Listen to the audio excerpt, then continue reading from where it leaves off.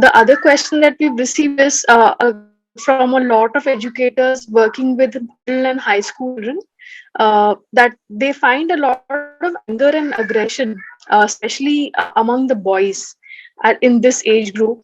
And very often they are also coming from very disturbed environments. So teachers don't know how they can deal with such children. How do you engage with them? How do you break the ice?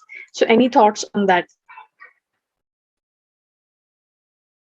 Anger has always been there, perhaps, but now it is being expressed a lot more because it has been suppressed for too long. And when the pandemic happened, children suddenly found the space to be able to express these things. Otherwise, it was, contained in the routine. They didn't have time to get angry. They didn't have time to express emotions.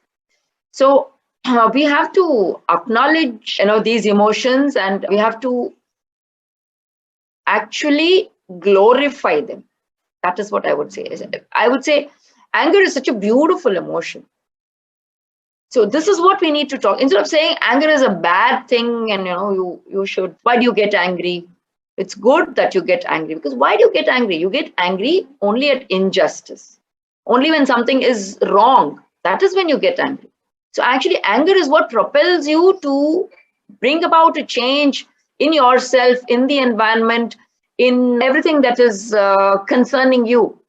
When you want to change something and you're not able to, that's when the anger crops up. So if there is again and again and again, we need to listen to the child, not talk to the child. And this is something that we don't seem to have time for. We need to just, even if you say have 60 students in your class, every day you sit and listen to one child. In 60 days, it is done. But then you've built a relationship of trust.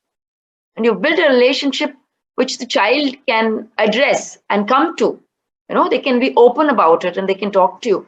So that is missing. Without that building of that relationship, if we don't put in that effort to listen to the child, we can, again, suppress these emotions, but we cannot propel them to bring about positive change within the child. What, Pranali?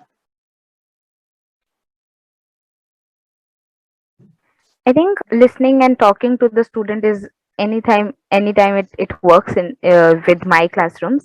The other activity which we try doing is, one is just externalizing the emotion. So when I say externalizing the emotion, I just become anger. So say for example, there is a student, I'm just a conversation which I was having with a student, and that student shared that I am feeling very angry.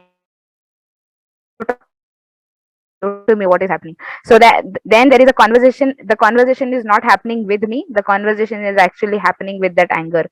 So when I say that, okay, you are angry, I am also angry, I am angry that you are behaving in this way, I'm having a conversation with that anger.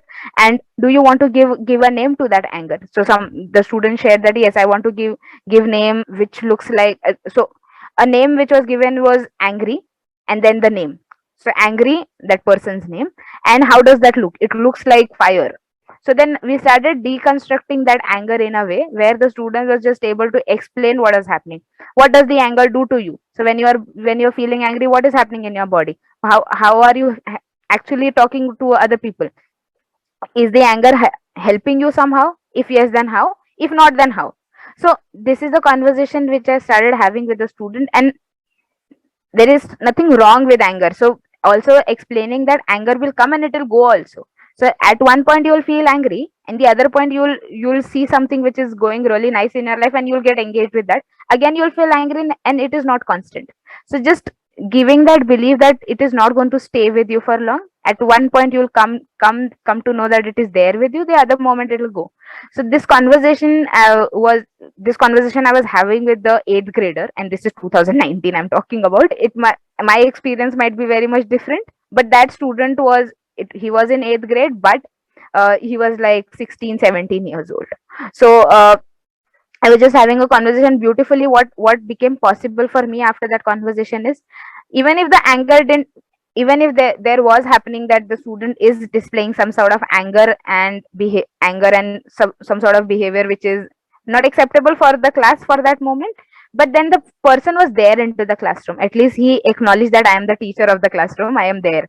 So I think it I just took like this baby steps to just having conversation with the student, talking to some of the friends and helping the friends understand that boy.